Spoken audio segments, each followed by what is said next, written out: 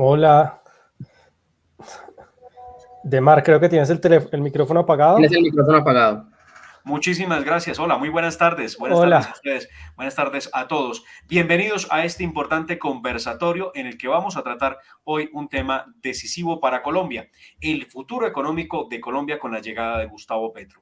Hemos visto en las primeras de cambio varios anuncios que son bastante problemáticos para la economía nacional. Y es que evidentemente, señores y queridos televidentes, a esta hora de la Fundación Escuela Libertad, los problemas principales de Colombia están resumidos prácticamente en dos. El primero de ellos tiene que ver con seguridad por la exponencial crecimiento del narcotráfico y el segundo tiene que ver con la economía. Solamente el hecho de haber ganado Gustavo Petro pone nerviosas las bolsas, pone los mercados a pensar y esto se ve reflejado en el alto precio del dólar que tenemos hoy, la devaluación del peso colombiano, evidentemente también ha asociado esto con los anuncios sobre cesar la exploración del petróleo en Colombia una vez se posesiona como presidente de los colombianos el 7 de agosto. El futuro económico de Colombia con la llegada de Gustavo Petro. Hoy nos acompañarán dos personajes muy especiales que son amigos de esta casa. Por una parte, el doctor Julio César Iglesias y por otra parte, el doctor Luis Guillermo Vélez Álvarez, quien en breve se conectará con nosotros para poder adelantar este conversatorio. Y está con nosotros el secretario técnico y también hombre clave en la investigación de la Fundación Escuela Libertad, Álvaro Grajales. A ustedes, señores, muy buenas tardes y a todos ustedes, queridos televidentes, internautas que hasta ahora se conectan con nosotros. Bienvenidos. Doctor Julio gracias, César, Demar. bienvenido. Muchas gracias. Un saludo para usted y para Álvaro y para todas las personas que nos están viendo. Álvaro, buenas tardes, bienvenido. Doctor Demar, muy buenas tardes. Julio, muchísimas gracias por acompañarnos en este espacio tan importante. Pues muy bien, vamos a empezar desde ya con nuestro primer tema, Álvaro. Y es que aquí tenemos que hablar de devaluación. ¿Qué es lo que está pasando en Colombia? Y le cedo la palabra a usted para que pueda empezar con el tema. Bueno, tenemos varias situaciones que nos están aconteciendo en este momento. Julio, la primera es la devaluación del peso y aquí hay un punto muy importante. El peso colombiano se ha venido devaluando a la orden del 12.9% y el peso chileno al 3.4, 3.3.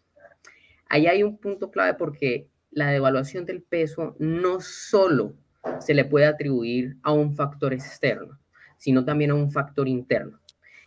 La, la pregunta sería, en su conocimiento, en su experticia, ¿cuál cree que son esos factores internos que están contribuyendo a la devaluación del peso?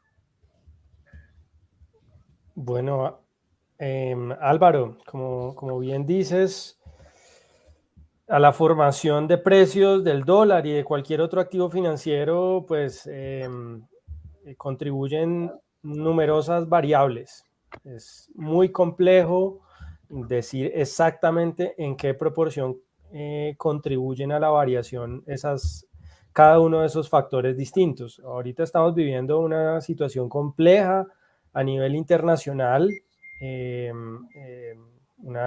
unos temores de recesión en Estados Unidos importantes, subida de tasas, un ambiente inflacionario que el mundo no veía desde hace varias décadas, y a esto se suma un ambiente interno en Colombia también complejo, también lleno de incertidumbre y pocas certezas.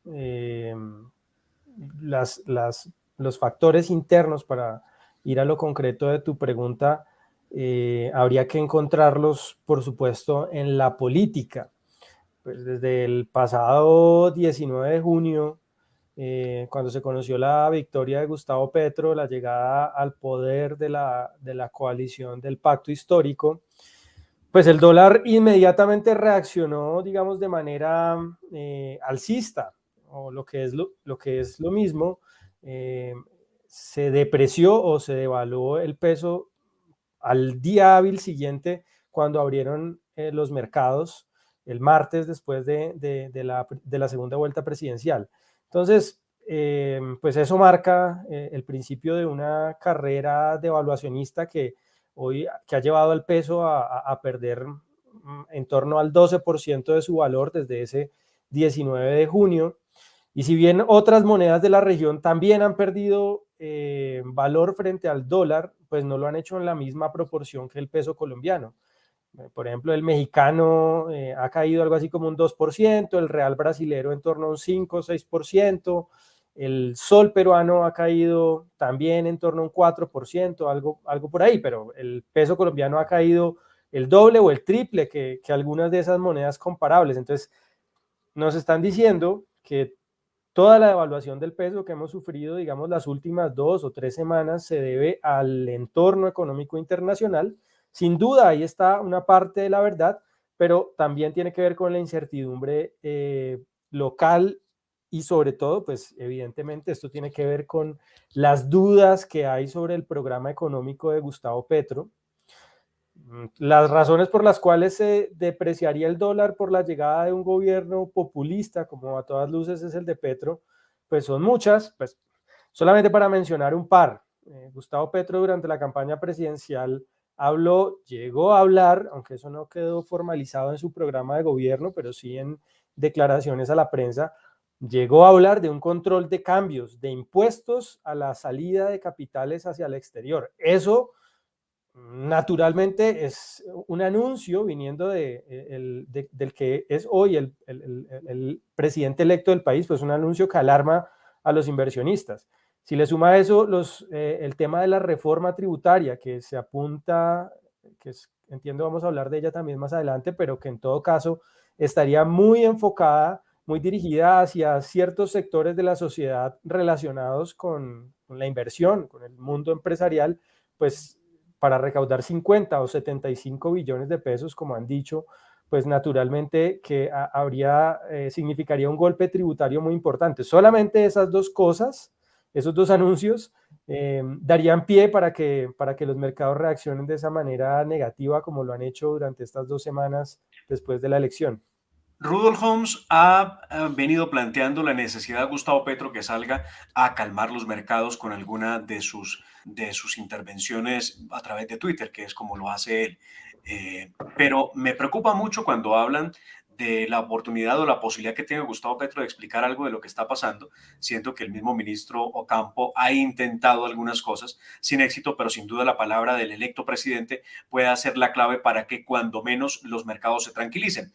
Pero cuando yo veo esto, doctor Iglesias y doctor Álvaro, cuando yo reviso la cuenta de Twitter de Gustavo Petro, el presidente electo, y veo un trino como este que les presento a ustedes en pantalla, que dice lo siguiente: dejar de financiarse endeudando el país con la banca privada nacional y extranjera y pasar a endeudarse a 0% de interés con el Banco de la República.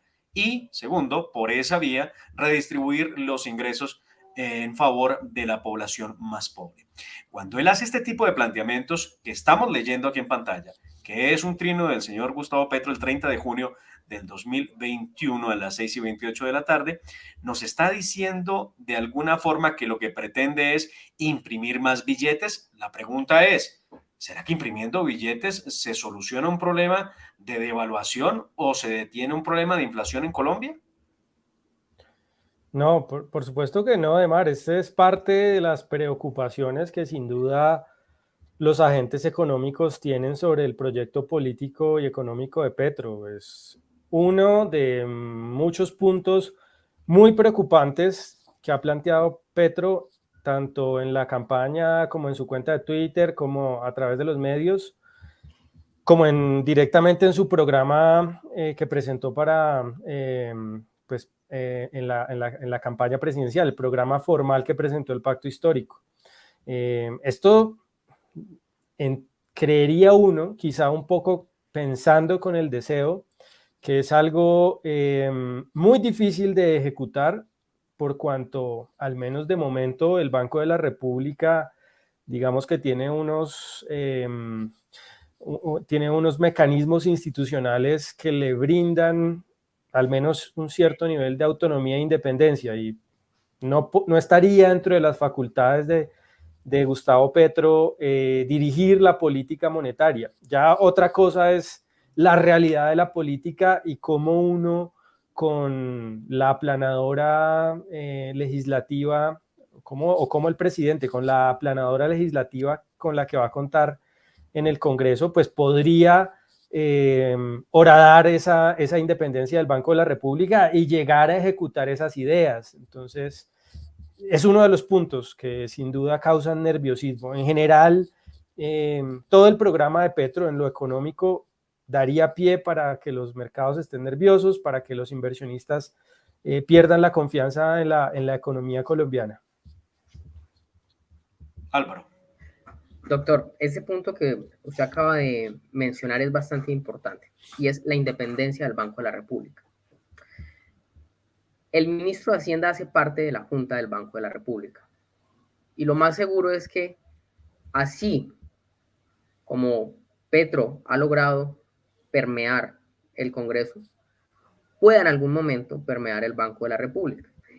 Y es que la ampliación de la oferta monetaria, la disminución de las tasas de interés y la disminución del encaje bancario no es algo nuevo. Ya lo tuvimos en el 2020 y bajo esta administración.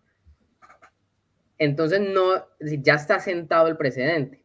¿Cree usted que con este precedente hay aún más posibilidades de que se repita la historia y que la inflación se descontrole en los próximos años? Álvaro, es un escenario posible, es un escenario que hay que contemplar dentro de el abanico de posibilidades.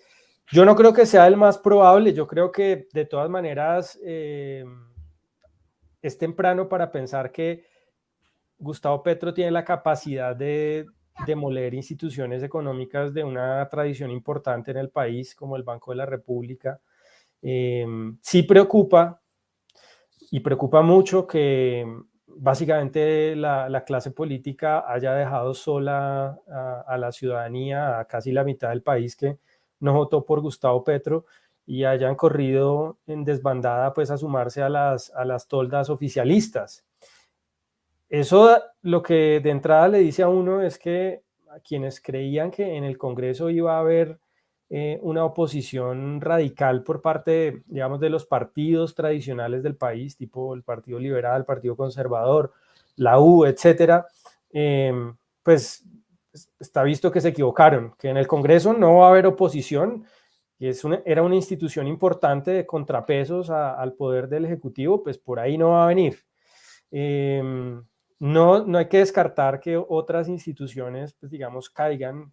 Estamos en un estado hiperpresidencialista, el presidente congrega una gran cantidad de poderes, y lo que yo vengo sosteniendo desde hace tiempo, Gustavo Petro no va a tener el mismo poder de Iván Duque, ni siquiera el de que tuvo Juan Manuel Santos, ni el que tuvo ni siquiera Álvaro Uribe. Yo creo que Gustavo Petro va a tener unas capacidades de reformar el Estado y de hacer reformas profundas a nivel económico y social, porque precisamente por ello o para ese propósito lo eligieron. Entonces, si ese es, digamos, el mandato que él recibió en las urnas, transformar la sociedad colombiana, el modelo político económico, como él lo ha dicho abiertamente, pues eso le otorga una capacidad de acción distinta, creo yo, a la del resto de presidentes.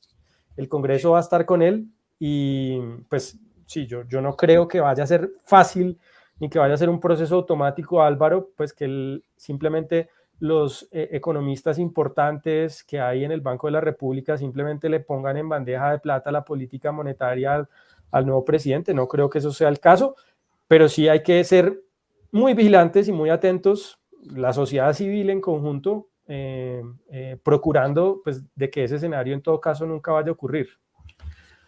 Pues muy bien, estamos a esta hora compartiendo con ustedes a través de la Fundación Escuela Libertad un importante conversatorio que tenemos ahora mismo con el doctor ingeniero Julio César Iglesias, ingeniero industrial de la Universidad del Valle, analista certificado también en temas económicos, analista financiero para empresas del sector como Johnson & Johnson en Colombia.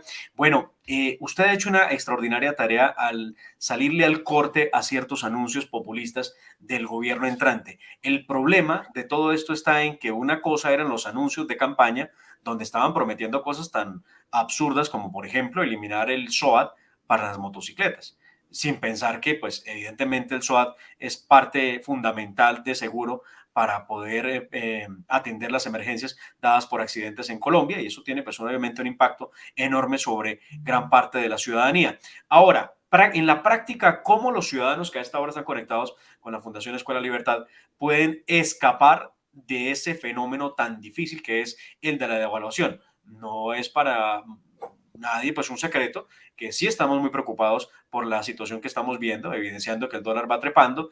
Hoy vimos un punto en el que estuvo en 4.400 pesos, pasó al euro, que estaba alrededor de los 3.500, 3.350 pesos, y esto pues ya nos pone en una situación bastante compleja, pensando en los insumos y demás importaciones que tenemos que hacer. Pero en la práctica, el ciudadano, ¿cómo puede escapar? ¿O usted qué tiene en mente sobre un consejo práctico para poder ir preparándose a la situación?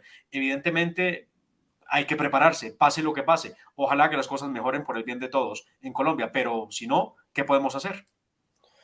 Pues, Demar, yo creo que la tragedia de todo esto es que quienes menos capacidad tienen para protegerse, como dice usted, para escapar de la devaluación, por ejemplo, son los colombianos de menos recursos, los más pobres, porque no tienen capacidad de ahorro, porque además usualmente tienen o han tenido poco acceso a información y educación financiera por muchas razones.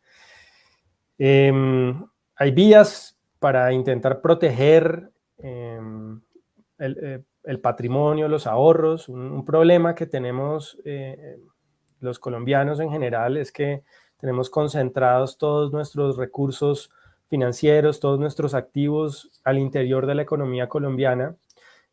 Lo que en finanzas uno llama tener todos los huevos en la misma canasta. Esa canasta es Colombia. Aquí tenemos, bueno, si tenemos una cuenta de ahorros, una cuenta pensional, si tenemos un carro o de pronto una propiedad raíz, pues todo está dentro de Colombia, y desafortunadamente un gobierno con estas ideas equivocadas en lo económico, pues pueden afectar financieramente todos esos aspectos de la vida personal.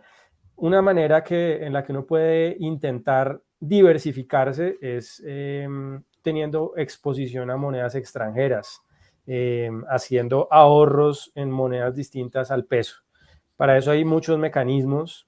Cada quien pues, le toca evaluar si es el momento preciso para hacerlo ahora y a través de qué instrumento es el más adecuado. Pero viendo el panorama como está, viendo que las perspectivas no son alentadoras, yo sí creo que es prudente, por ejemplo, tener algún ahorro dentro de la capacidad de cada uno en una moneda distinta al peso, una moneda fuerte como el euro, como el dólar. Eso sería un consejo práctico que podría entregar, Demar. Muy bien. Ahora el siguiente tema que nos convoca a este interesante conversatorio que estamos teniendo con Julio César Iglesias, un analista financiero muy destacado en las redes sociales, lo hemos visto muy activo en Twitter, es el asunto de la burocracia.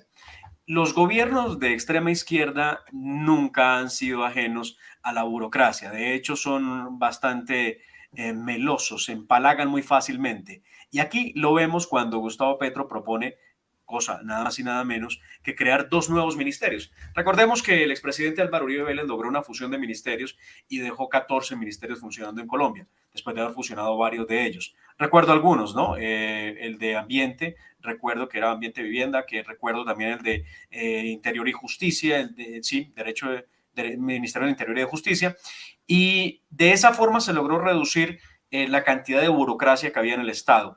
Hizo una reforma a fondo, una reforma administrativa que sirvió para ahorrar un poco más de 1 billón de pesos anuales por cuenta de esa reforma que se extendió durante varios años en su gobierno. Lo que hemos visto después de ese gobierno ha sido un aumento en la burocracia. Gobierno de Juan Manuel Santos separa los ministerios y llegamos a 16 ministerios. Pasamos de 14 a 16. Gobierno del presidente Iván Duque, pasamos de 16 ministerios a 18 ministerios. Recuerden ustedes, sumamos el Ministerio de la Ciencia y la Tecnología, que era uno de los que estaba pendiente, y subimos de categoría lo que era antes el Ministerio del Deporte, que no se llamaba Ministerio del Deporte, sino que era una de las entidades, digamos, que tenían menor rango, era más pequeña en el ámbito colombiano. Aparte de eso, se crearon una cantidad de consejerías que cuestan un dineral, unos 244.000 millones de pesos al año, Y así vamos engrosando el Estado. Ya tenemos 18 ministerios. El presidente electo Petro habla de 2 nuevos ministerios de entrada. El primero de ellos, el de la equidad, que va a manejar su vicepresidente Francia Márquez, y el segundo, el de seguridad ciudadana y paz y convivencia, que lo manejará el general William René Salamanca. Estos ministerios, bueno, y me dirán ustedes, ¿y qué pasó con el tercero? Porque hay sí, hay un tercer ministerio, el ministerio que vendría a implementar los acuerdos de paz, que es el que propone el padre de Ru con la Comisión de la Verdad en ese documento extenso que no sé si ya todos se lo leyeron, de casi 900 páginas. Muy bien, 3 nuevos ministerios o 2 nuevos ministerios por lo menos. Ministerio de la Equidad, que manejará Francia Márquez, que puede estar rondando su costo unos 100.000 millones de pesos anuales. 100.000 millones de pesos anuales. Hoy, a propósito del tema, para poderlo ambientar, recordemos que el presidente Iván Duque implementó precisamente algo que se parece mucho a esa misma idea que tiene el presidente electo Petro, pero él lo hizo de otra forma. Él implementó la Consejería Presidencial para la Equidad de la Mujer, que tiene un presupuesto anual que asciende a los 1.147 millones de pesos. Ahora, 3 ministerios o 2 ministerios nuevos, más burocracia, más gasto público. ¿Cómo van a equilibrar esto entre el gasto público excesivo, que se va a ver reflejado, con la necesidad de cumplirle a lo que ellos llaman o dicen es la necesidad del gasto social? ¿Esto cómo va a ser?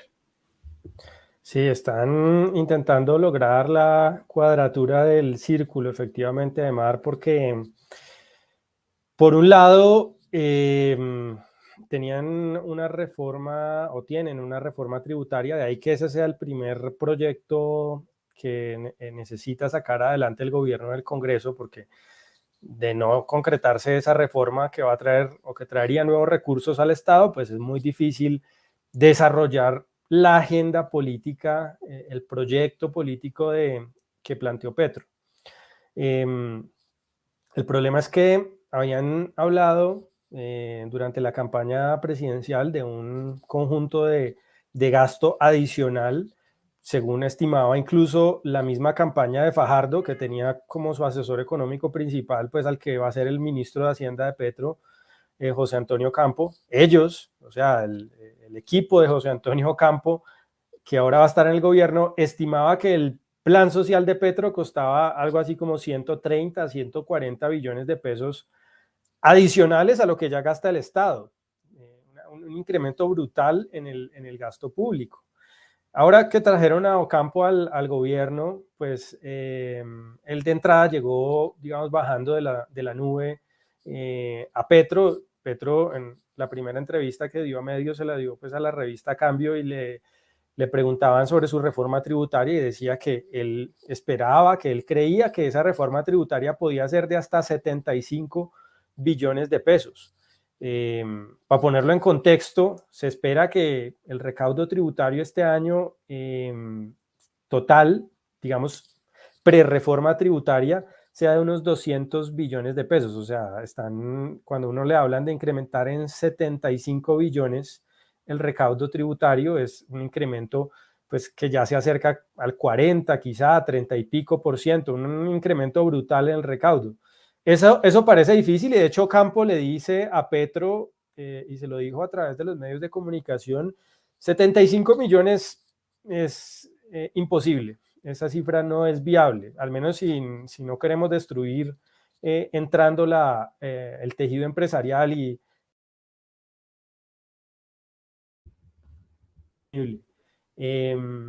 ahora están hablando de 50, cosa que también ya están poniendo en duda, ¿no? Ocampo dice, estamos viendo a ver cómo llegamos a 50, además algo descabellado, ¿no? Porque no es que crean que 50 billones de pesos es lo que deberían recaudar o lo que es razonable recaudar para no dañar, como decía, la economía, sino el jefe, Gustavo Petro, dice que hay que recaudar 50 billones, eso fue lo que prometió en su campaña de nuevo gasto y pues estamos cuadrando las cuentas a ver cómo llegamos a esos 50. Esencialmente eso es lo que dice Ocampo. Vamos a ver qué tanto se acerca, porque uno cuando lo escucha se nota que que esos 50 también es una meta excesiva, que nunca una reforma tributaria en Colombia ha logrado incrementar el recaudo. De las muchas reformas tributarias, ninguna ha logrado llegar a ese nivel de recaudo.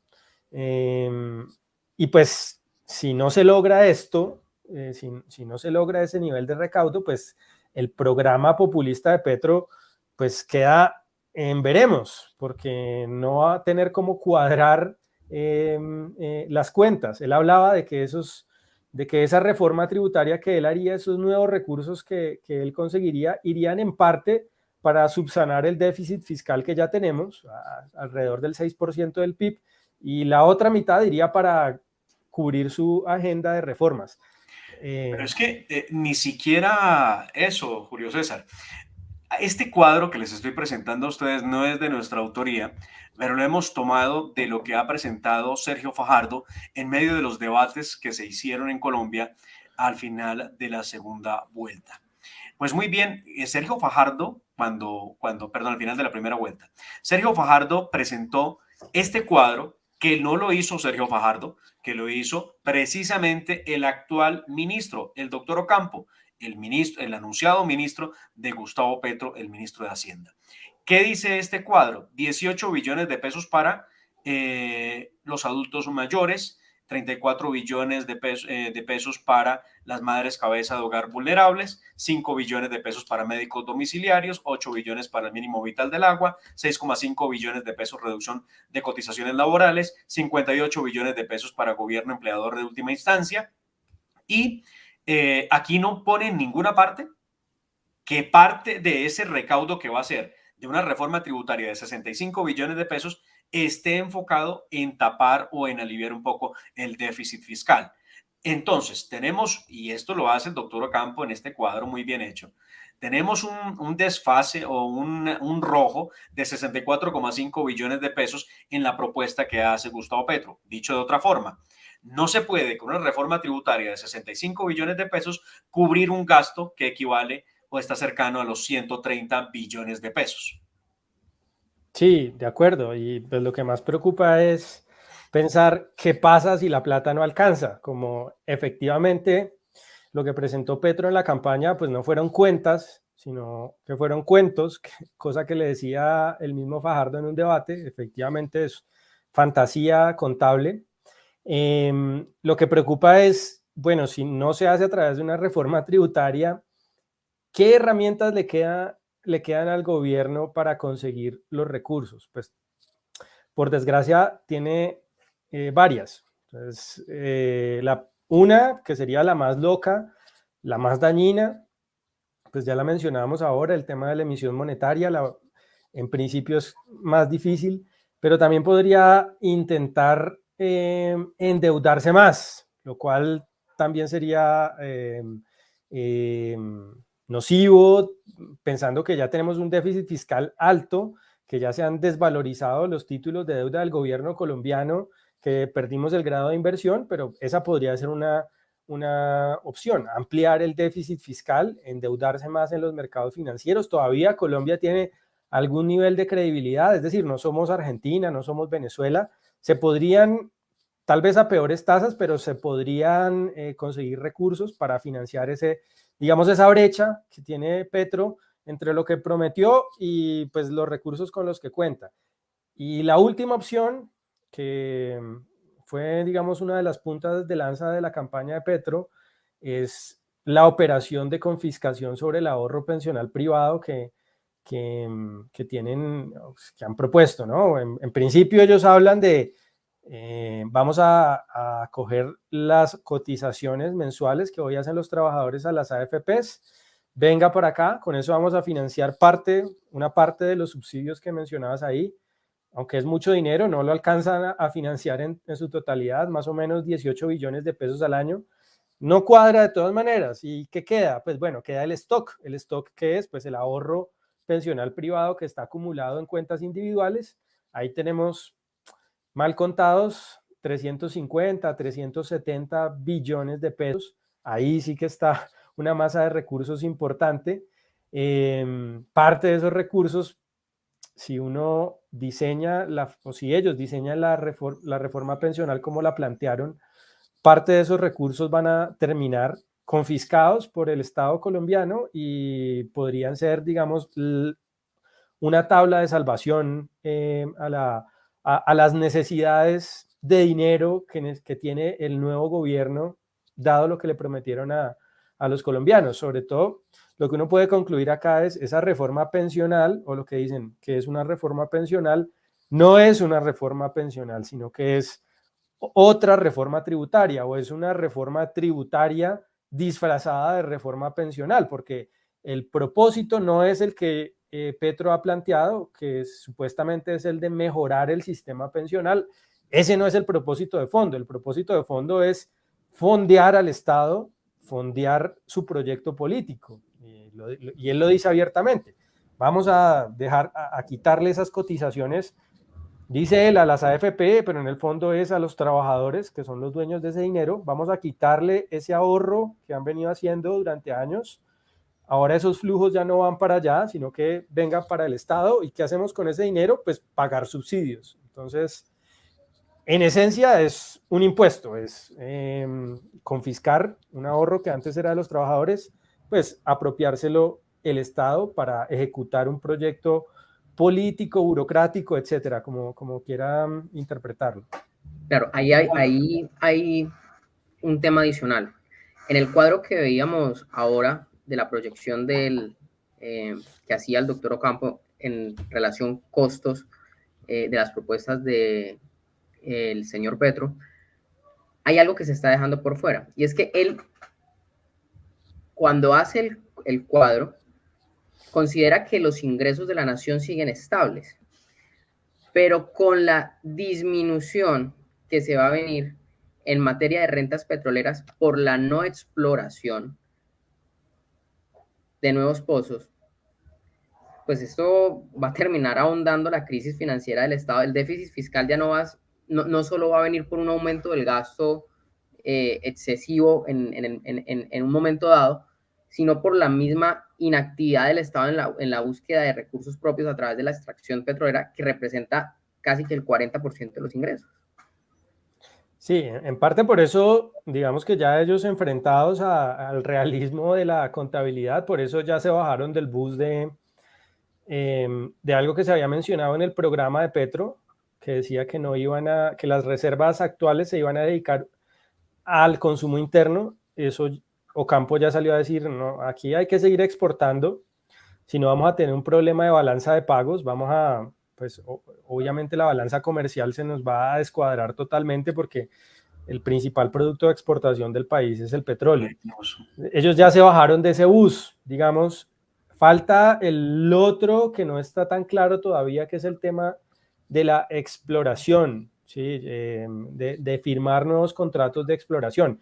Ya lo puso también Ocampo en duda. Si ustedes ven las declaraciones de él no ha dicho tajantemente como repitió muchas veces Petro, el 7 de agosto se van a dejar de firmar nuevos contratos de exploración. Él dijo, estamos revisando si los contratos que están firmados son suficientes para garantizar la autosuficiencia energética del país. Entonces, pues lo que uno entiende de esas declaraciones es que, pues, si encuentran que no es suficiente, pues podrían seguir explorando. Hay que ver, porque aquí ya estamos viendo dos visiones distintas. Una es la visión, parece, del presidente, y otra parece ser la visión del ministro de Hacienda. Obviamente el que tiene el poder es Petro, no Ocampo. Entonces, pues no sería yo muy optimista en ese sentido. Ahí hay un encontrón de pareceres, porque cuando escuchamos las primeras de cambio que hace la señora Susana Muhammad, que ha sido anunciada como próxima ministra de Ambiente, sale a dar dos temas que me parece de la mayor gravedad y poco responsable realmente, viniendo de una persona que acaban de anunciar como que será la ministra, pero pues salir ya con este tipo de cosas hace realmente tambalear muchas cosas en el Estado colombiano. La primera de ellas fue, no va a haber más fracking. Nos vamos a encargar de que no haya más fracking. Y la segunda fue, no habrá fumigación aérea. Bueno, ya entendemos que venido el acuerdo de La Habana, luego pasado por el informe del padre de Ruy, la Comisión de la Verdad, que muchos en redes sociales y graciosamente le llaman la omisión. Lo que están queriendo decir es que se necesita inclusive cambiar el enfoque de las drogas, no en la persecución y la lucha contra el fenómeno del narcotráfico, sino que hablan de legalización, que es un asunto bastante grave y no sé si nos conducen o pretenden los que piensan en ello conducirnos a convertirnos en un narcoestado. Y entonces Susana Muhammad dice no al fracking. Leía yo unas declaraciones esta mañana precisamente de Ocampo, donde él dice que está de acuerdo con que no debe haber más fracking, pero también está en una encrucijada porque él se ha dicho, vamos a ver qué es lo que va a pasar, porque el tema es de autosuficiencia, aunque Petro dice cerremos las exportaciones y ahí vamos a tener con esos 180 contratos firmados de exploración de petróleo en Colombia, autosuficiencia durante los próximos años mientras logramos la transición energética, y nos ponen frente a un problema gravísimo de la necesidad de saber de dónde vamos a sacar el recurso del 40% que significa el ingreso de dólares por venta de crudo al exterior. Entonces nos ponen en un panorama bastante difícil del que no sé cómo lo van a hacer. Uno creería que se tienen que moderar. La circunstancia, una cosa es prometer, otra cosa es decir y anunciar, y otra cosa es la realidad. Cuando estén sentados en el terreno, probablemente van a tener que moderar y hacer lo que dijo Clara López. Doña Clara fue clarísima, ella dijo, doña Clara fue clarísima, literal. Ella dijo, pues hombre, uno dice una cosa y luego dice que no quiso decir eso, y ya. Sí, así pues, de fácil. Demar, sí, yo creo que eso es lo que esperaría uno que ocurriera, que el realismo, ya sentados en sus sillones de cuero en la Casa de Nariño y en los edificios de los ministerios, pues el realismo prime sobre la ideología. Sin embargo, hay cosas que lo llevan a pensar a uno que no necesariamente tiene que ser así.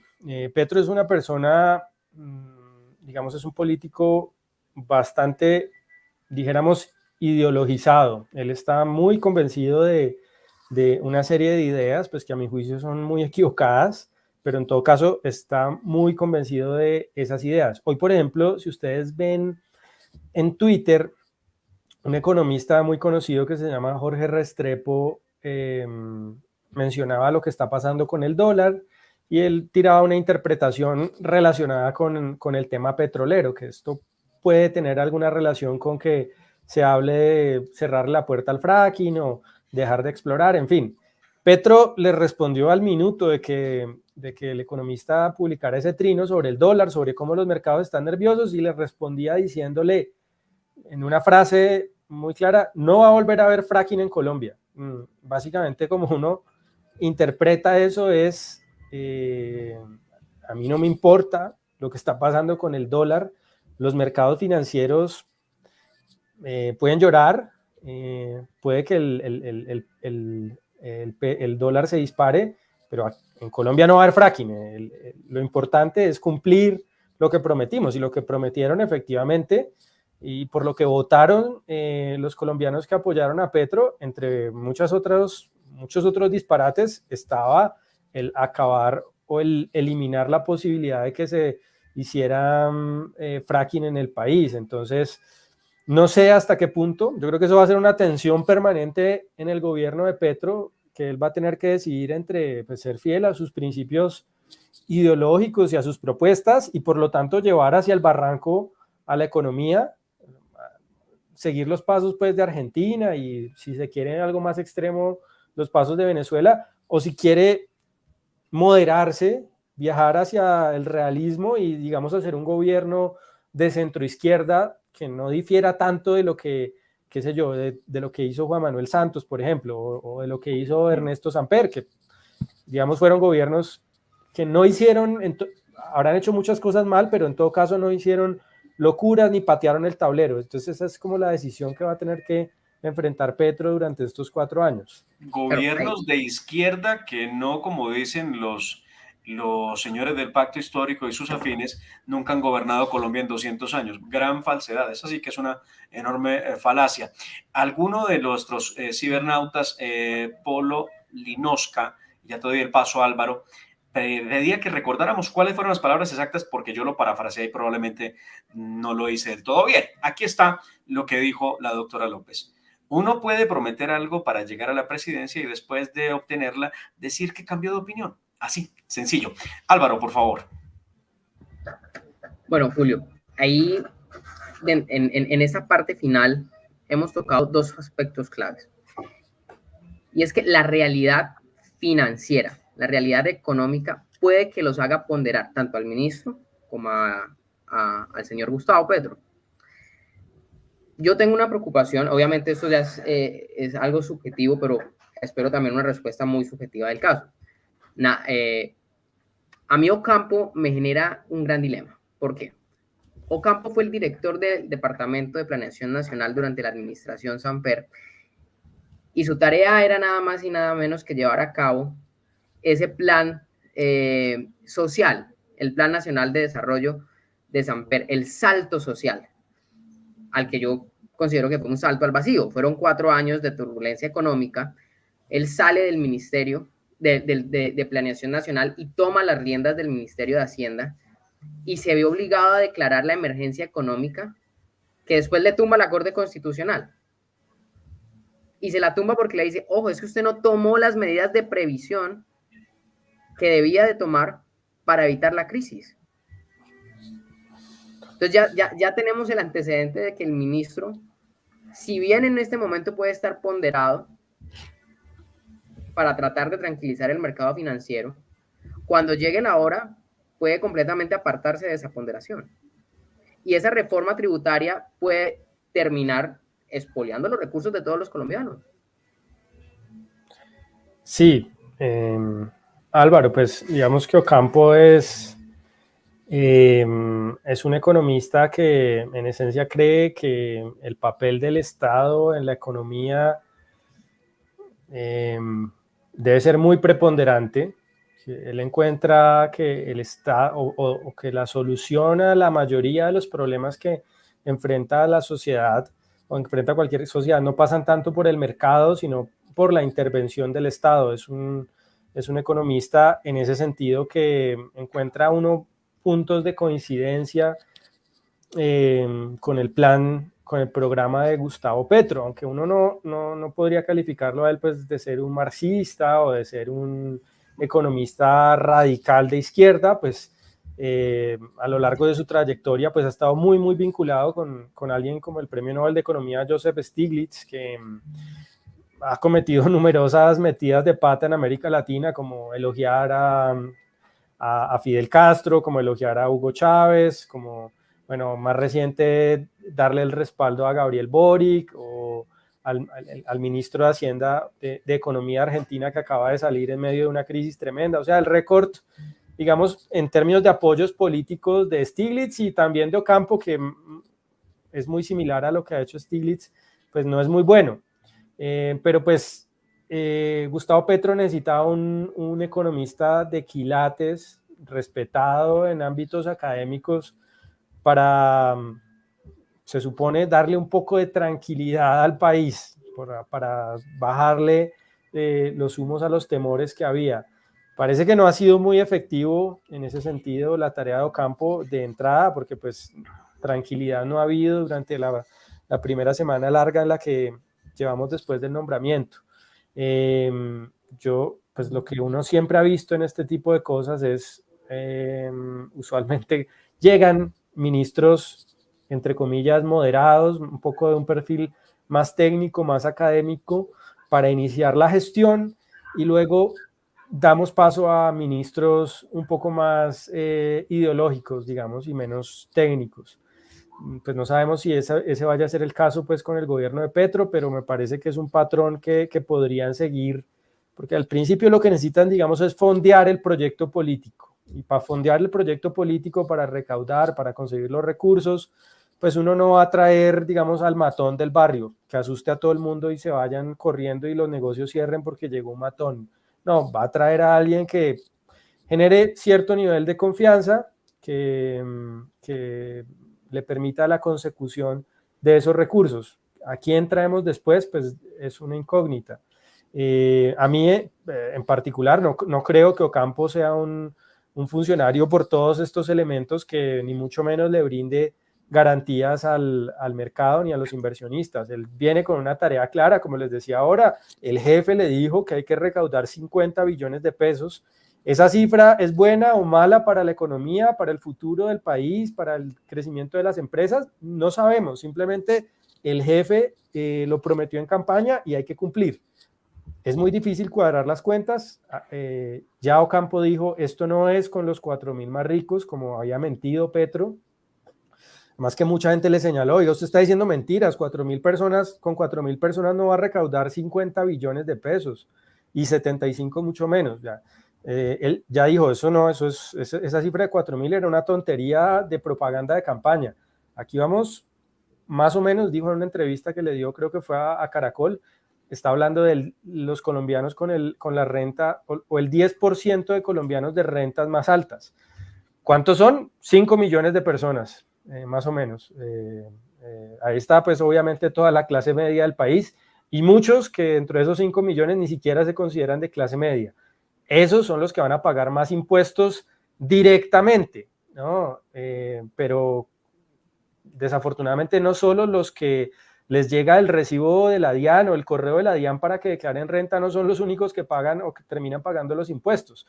Si usted le sube los impuestos a las empresas o a los inversionistas, golpea el sector o la comunidad inversora y empresarial, esos impuestos de una manera u otra se transfieren en costos no para los 5 millones más ricos de Colombia, sino para los 50 que vivimos en este país. Entonces, bueno, no, yo no creo que esas cifras y esos primeros anuncios de Ocampo le hayan dado tranquilidad a nadie, ni deban darle tranquilidad a nadie, todo lo contrario.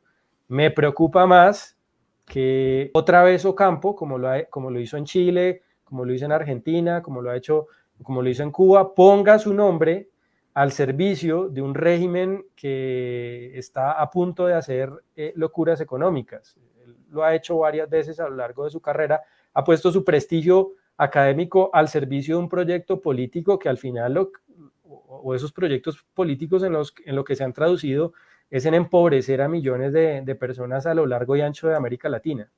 Y eso sin contar lo que viene con otros asuntos que nos recuerda nuestra audiencia, como por ejemplo la reforma de la salud, que se está planteando eliminando a las EPS y desconociendo que hace 30 años no teníamos un 27% de cobertura y hoy estamos por encima del 99%. O también el tema del fenómeno de la inseguridad que se puede ver acrecentada por cuenta del narcotráfico, que como lo hemos dicho tantas veces, es el combustible de todos los enfrentamientos. Y por último, porque estamos cortos de tiempo ya, hablemos de la propiedad privada brevemente, vamos rápido con ella. Y quiero para eso simplemente traer aquí una de las intervenciones de la anunciada ministra de Agricultura, quien tiene muy claro cuál va a ser su política agraria. Aquí está, escuchamos un poco de ello. Esa es la tierra cuyos propietarios van a tener que enfrentarse a esta realidad. O se vuelven productivos para que puedan pagar el catastro multipropósito que por primera vez va a cobrar los impuestos que no se han cobrado nunca a estas grandes propiedades. De manera que o lo vuelven productivo para poder pagar esto o las compra el Estado. Bueno, aquí la pregunta es, ¿la gente entenderá que esto es una suerte de perder la tierra? ¿De estar obligados a hacer con su tierra, con su propiedad privada, lo que el Estado quiere? ¿Cómo lo analiza usted, Julio César? Hombre, pues ahí yo veo una visión muy distorsionada de la realidad, porque si ustedes ven lo que dice la nueva ministra de Agricultura es que ellos piensan que hay una parte de los propietarios rurales del país, lo que ellos llaman terratenientes, que no quieren ganar plata porque son tontos, porque no les da la gana, ¿no? Porque dicen, ustedes no quieren ser productivos, tienen esas tierras baldías porque sí, porque son tontos, porque pues si uno tiene unas tierras enormes y simplemente no quiere ganar dinero invirtiendo ahí, sembrando, qué sé yo, arroz, caña, papa, lo que sea, pues entonces uno es tonto. Y eso es lo que le están diciendo a los agricultores, a los propietarios rurales. Ustedes son tontos, no quieren, no les da la gana poner esas tierras a producir. Y como no les da la gana poner esa tierra a producir, entonces les voy a poner un impuesto para obligarlos a hacer esas tierras productivas. A ver, si antes no era rentable, porque efectivamente lo que pasa no es que sean tontos, sino que no ha sido rentable poner a producir esas tierras. Si antes no era rentable, o si ahora no es rentable en muchos casos, emprender proyectos productivos en el campo por dificultades de conexión, por dificultades logísticas, por ausencia de lo que sea, por muchas razones que caben ahí. Si antes no era rentable, ¿cómo va a ser rentable después con un impuesto? Pues por supuesto que va a ser menos rentable. Entonces, porque va a haber, digamos, un costo adicional. Entonces, pues, ¿qué es lo que le están diciendo a la gente? Bueno, usted no va a poder, si no lo ha hecho antes, ¿por qué lo va a hacer ahora con un impuesto? Pero entonces ese impuesto va a ser tan alto, va a ser un impuesto de corte confiscatorio, y la única alternativa que va a tener entonces es vender. Y ahí entra todo el problema de vender a qué precio. ¿No? Hace poco conversaba con Alberto Bernal, el economista conocido, y él refería una anécdota sobre Petro en el que un inversionista le preguntaba precisamente cuando él mencionaba esta idea, que es una idea pues que han defendido ellos por mucho tiempo, y le preguntaban, oiga, ¿y a qué precio les va a comprar la tierra? Si la gente le dice, bueno, yo se la vendo, ¿a qué precio la compran? Y Petro esencialmente no sabía a qué precio comprar, porque el problema es que si usted sabe, si usted como propietario rural sabe que el Estado le va a comprar su tierra, pues entonces usted le pone cualquier precio, ¿no? Le sube el precio, lo especula hacia arriba, y si antes valía 100 millones, pues se lo voy a vender en 10.000 millones, porque pues es el Estado, y si me lo va a comprar, pues se lo pongo a 100.000, al valor que yo quiera. Pues no va a ser así. Entonces el Estado, ¿qué va a hacer? Le va a fijar un precio, pero si le fija un precio, pues se la está expropiando naturalmente, porque no hay un acuerdo, sino que hay una imposición sobre el precio. Entonces ahí hay un dilema que no tiene una solución sencilla, y derivaría efectivamente en una política confiscatoria hacia la propiedad privada, de cualquier manera. Pues Julio César Iglesias, muchísimas gracias por este espacio maravilloso que nos ha dispensado para la Fundación Escuela Libertad. Ustedes muy atentos, a queridos internautas, amigos que nos acompañan en estos momentos. Inscríbanse, por favor, denle like al video también, pueden suscribirse a nuestro canal, todas nuestras redes sociales, @FESLibertad. Ahí encuentran ustedes la Fundación Escuela Libertad, donde vamos a llevarles todas las semanas contenidos de este tipo, sobre todo análisis coyuntural y posibilidades para ver qué vamos a hacer nosotros como colombianos, cuál es el papel que nos toca en medio de una situación que no queremos. Somos derecha, somos libre mercado, y eso nos representa en la Fundación Escuela Libertad. Profesor, maestro, querido amigo nuestro, Julio César Iglesias, muchas gracias por acompañarnos. Gracias, Demar. Un saludo para usted y para Álvaro. Muchas Y a gracias. doctor Álvaro Grajales, el secretario técnico de la Fundación, muchísimas gracias por estar con nosotros. Con el mayor de los gustos. Muchas gracias por este espacio. Chao. Hasta Una luego. feliz tarde para todos. Que Dios los bendiga. Muchas gracias. Gracias. Chao.